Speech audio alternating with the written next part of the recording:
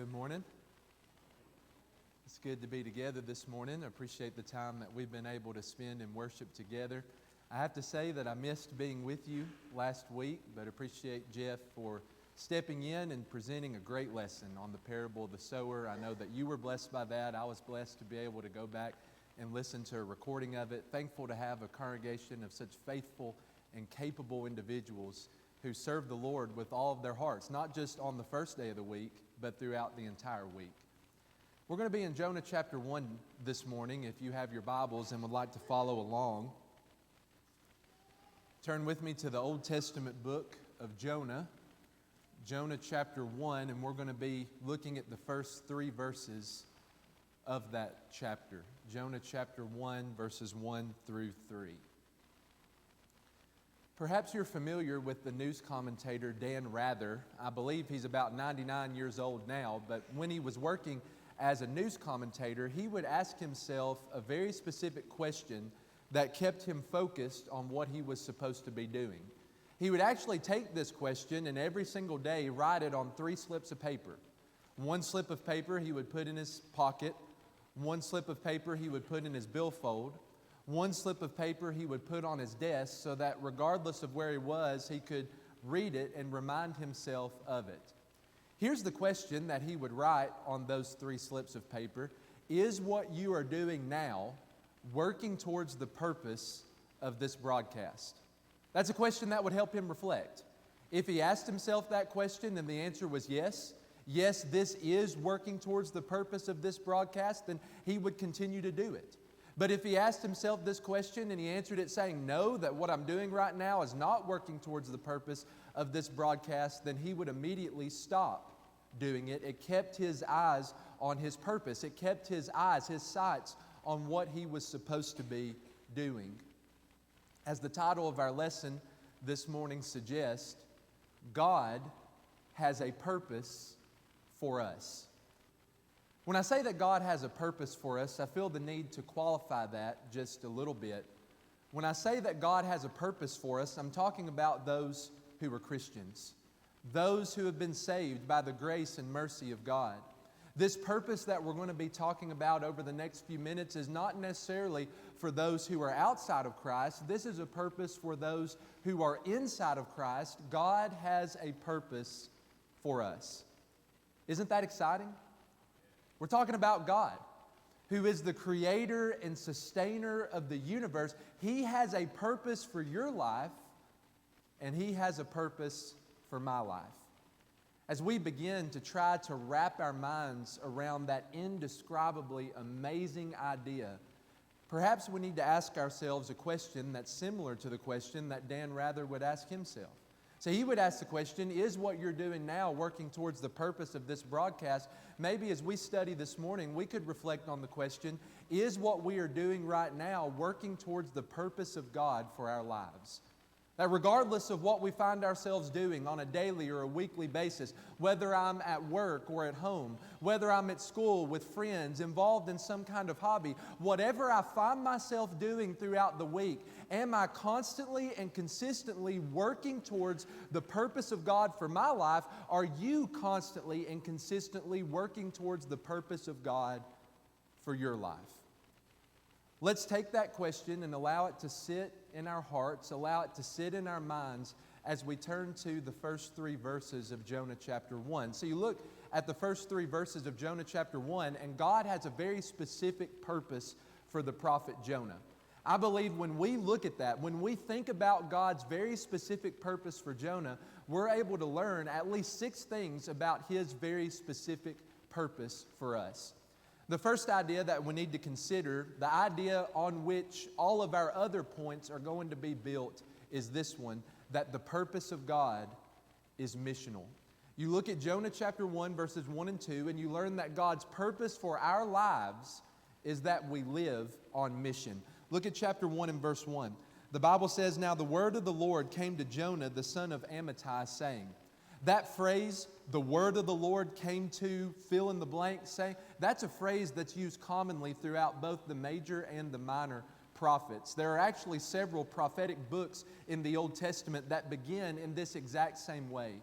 When the word of the Lord comes to a specific prophet in the Old Testament, that is God inviting this prophet into his mission. God inviting this prophet into his purpose. Here he's speaking specifically to Jonah. The word of the Lord came to Jonah, the son of Amittai, saying, what is God's purpose for Jonah?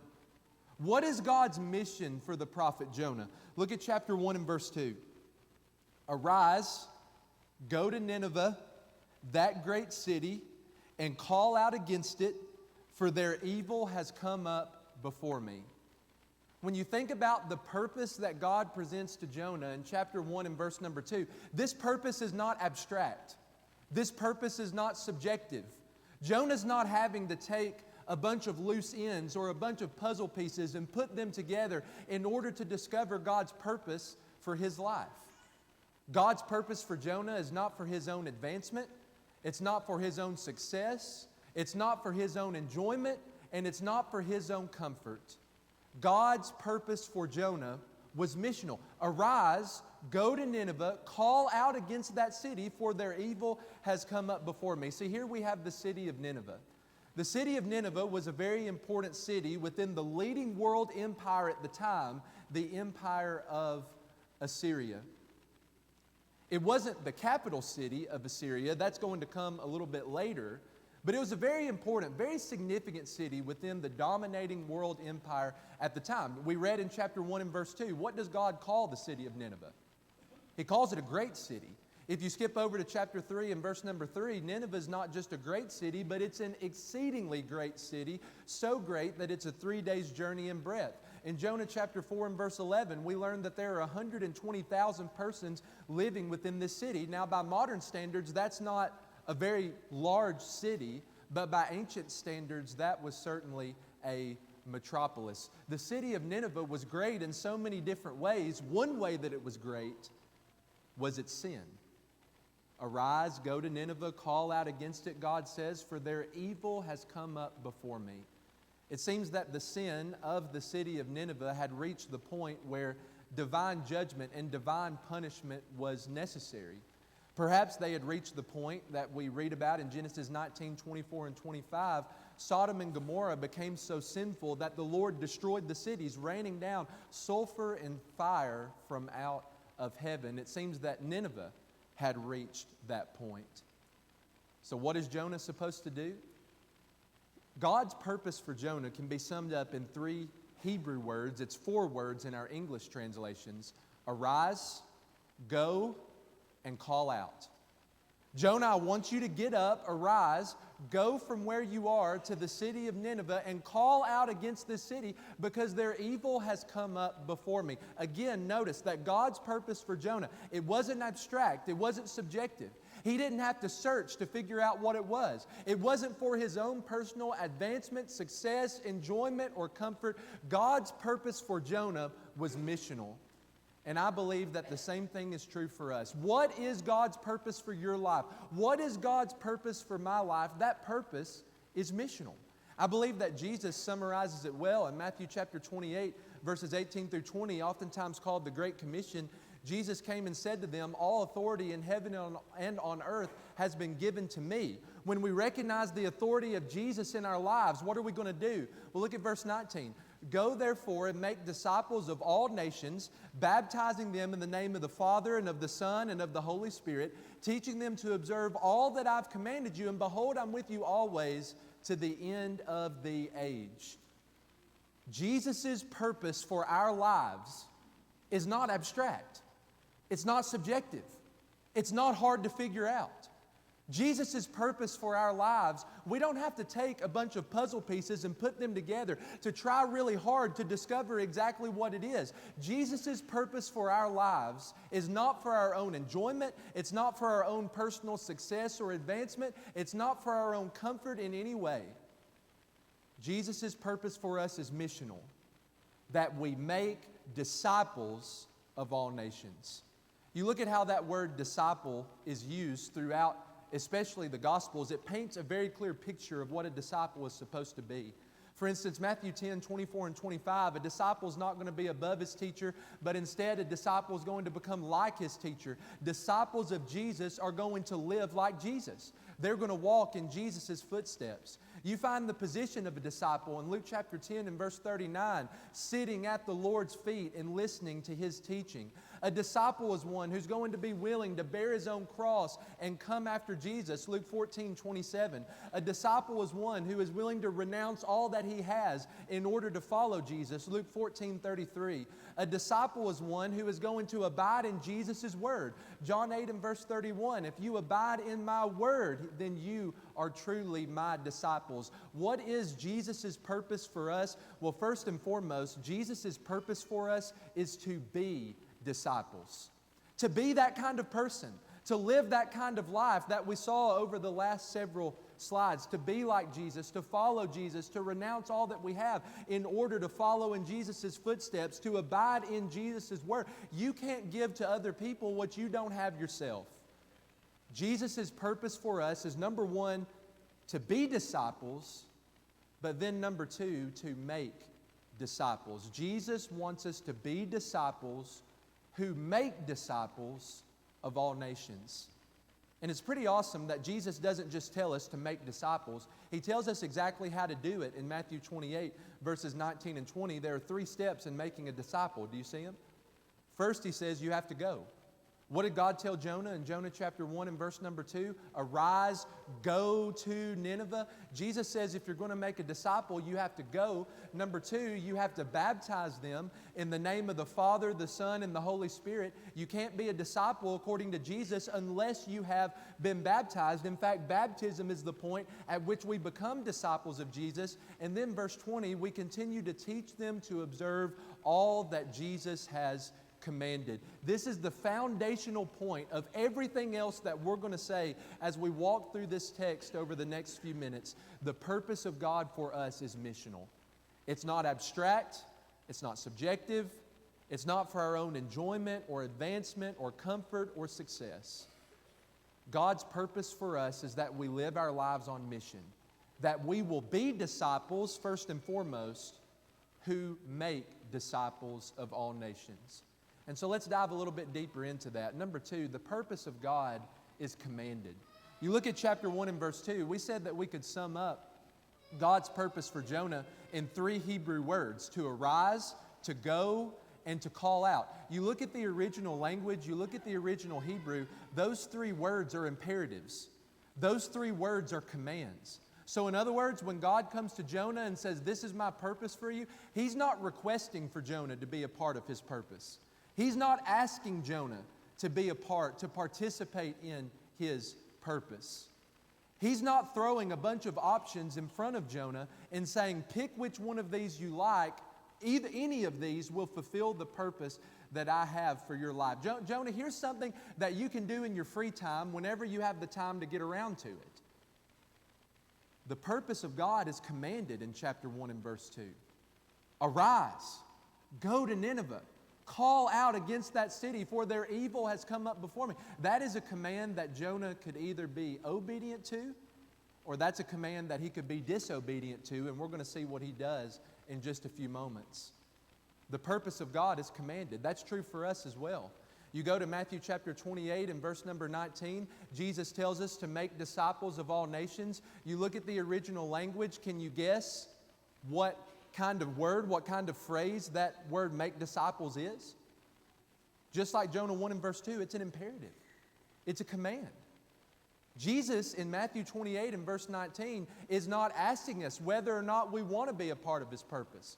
He's not requesting that we step into His purpose. He doesn't throw out 10 different options in front of us and say, pick which one you like.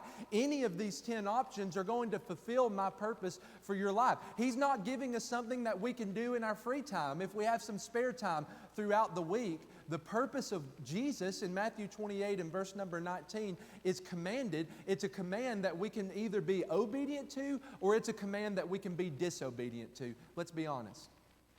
Where I am right now, where you are right now, are we being obedient to Jesus' command to be disciples who make disciples? Number 3, the purpose of God is urgent.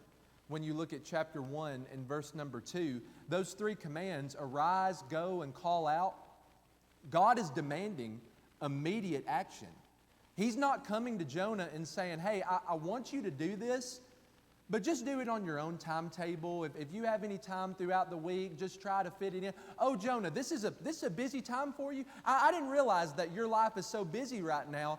Arise, go, and call out. I want you to do it, but you can do it tomorrow or next week, next month, next year. That's not God's message when you look at chapter 1 and verse number 2. I believe it's the New Revised Standard Version that translates this to say, arise, go at once to Nineveh. That captures what God is really telling Jonah to do, to go at once. There's a sense of urgency there. The purpose of God, fulfilling that purpose, contains a sense of urgency.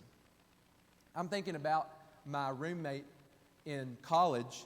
He had a phrase that he lived his life by in college. Now let me give a disclaimer. He made really good grades, straight A's. He's an eye doctor right now and doing really well in that. But when it came to any kind of homework assignment, test, project, whatever it was, due tomorrow, due tomorrow.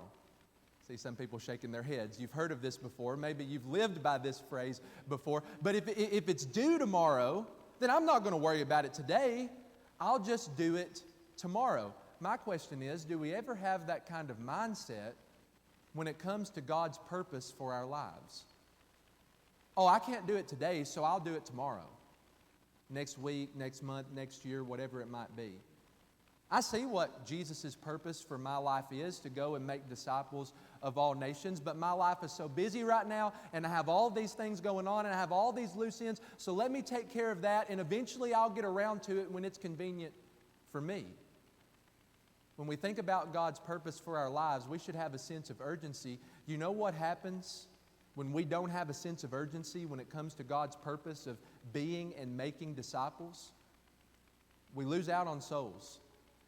We lose out on opportunities. Doors that would have otherwise been wide open start to shut. We sit and passively watch people who we love, walk towards a devil's hell. How could we not have a sense of urgency about that? An urgency to fulfill God's purpose for our lives. Number 4, the purpose of God is unique. When you look at chapter 1 and verse number 2, what God asked Jonah to do, He never has done throughout the entire Old Testament or will do throughout the rest of the Old Testament. This purpose for Jonah is very unique. There's not another time in the Old Testament when God commissions an Israelite prophet to go to a foreign nation and preach against their sin. Now, prophets would preach to Israelites. They would travel within the boundaries of Israel. They would even sometimes write out oracles against foreign nations as a result of their sin and their evil and their wickedness. But not one other time throughout the entirety of the Hebrew Scriptures does God commission a Hebrew prophet to go to a foreign nation, foreign city to preach against their sin. This purpose for Jonah is unique. It's not something that happened before him. It's not something that happens after him, of course, until we come to the Great Commission that we read just a few moments ago. The purpose of God for Jonah was unique, and the same is true in our lives. God's purpose is unique. You're not going to find anything like this out in the world. Think about how the world defines purpose. Well, you live your life and I'll live my life. You do what you want to do and I'll do what I want to do. You come up with whatever purpose you want to have for your life. I'll come up with whatever purpose I want to have for my life, and we'll fulfill those two separate purposes. It becomes very subjective. Jesus presents a very different message to His followers, doesn't He? When He says, go and make disciples of all nations, Matthew chapter 28 and verse number 19, this purpose that God has for our lives is unique. You're not going to find anything in the world that's so challenging yet so rewarding. You're not going to find anything out in the world that's so universal but also so personal, where you can sit across the table one-on-one from another individual and talk about what God desires for their lives. You're not going to find anything out in the world like this that has eternal implications. That's not just about this life, but also the life that's coming. The purpose that God commands, the purpose that God calls us into is unique, just like it was for the prophet Jonah. But what's true with most things that are unique? Look at this fifth idea, that the purpose of God can sometimes be very, very uncomfortable. In chapter 1, verses 2 and 3. One thing we need to recognize about the nation of Assyria is that Assyria was one of Israel's worst enemies during this time period. So when God calls Jonah to go to Nineveh, He's not calling him to go to friendly territory. Jonah isn't stepping into allied territory where people are going to embrace him and people are going to be nice to him. Assyria, Nineveh, was one of Israel's worst enemies at this time. In fact, it's about 50 years later when Assyria takes the northern kingdom where Jonah lives into captivity. Do you think God calling Jonah to go to an enemy nation would be very uncomfortable? I think it would be, and I think that's why Jonah did what he does. You know, we continue reading through this story. Jonah doesn't obey God's command. Instead, he goes the opposite direction, and we'll say a little bit more about this in verse 3. He rose to flee to Tarshish from before the presence of the Lord. You go to Jonah chapter 4 and verse 2, and Jonah tells us why he fled. Jonah knew that if he went to Nineveh and preached against their sin and they responded positively, Jonah knew that if they repented of their sin and placed their belief in God, that God would be gracious and forgiving, that God would be merciful, that God would relent from the disaster that He was going to otherwise bring. And guess what? Jonah doesn't want God to relent from the disaster. Jonah wants the city of Nineveh to be destroyed. He wants his enemy to be judged. He wants his enemy to be punished, and that's why he runs. According to Jonah chapter 4 and verse number 2, to put it very lightly, the purpose of God, when we fulfill that purpose actively on a daily basis, it can put us in some pretty uncomfortable situations. That's the way it's supposed to be. There was a missionary to Africa who was interviewed at one time, and the interviewer asked him, "Do you like going to all of these impoverished villages and seeing how these people are living? Do you like doing that?" Do you know what he said? He said, "No. I don't like doing that." But then he continued, "Is a man to do nothing for Christ he does not like? God pity him if not. Liking or disliking has nothing to do with it. We have orders to go, so what? So we go." Do you think the church needs to have that kind of attitude today? Liking or disliking, being comfortable or uncomfortable has nothing to do with it. We have orders to go, and so we go. Maybe sometimes we get in our minds that fulfilling God's purpose is always going to be easy. When I fulfill God's purpose, it's never going to call me or require me to step outside of my comfort zone. When I fulfill God's purpose of being a disciple who makes disciples, then it's all going to be rainbows. It's all going to be butterflies. We might as well take those thoughts and throw them in the garbage can because it could not be farther away from reality. If God's purpose was uncomfortable in Jonah's life, then guess what? It's going to be uncomfortable in my life too. Sometimes it's going to cause me to do things that I wouldn't otherwise do. It's going to cause me to be involved in things that I wouldn't be involved in on my own. It's going to sometimes put me in very uncomfortable, awkward, tense situations. But we have orders to go. And so we go, which leads us into our last point, that the purpose of God in chapter 1 and verse 3 must be accepted. Let's compare chapter 1 and verse 2 with verse 3 for just a minute. God commanded Jonah in verse 2, what's the first word? Arise. Did Jonah obey that?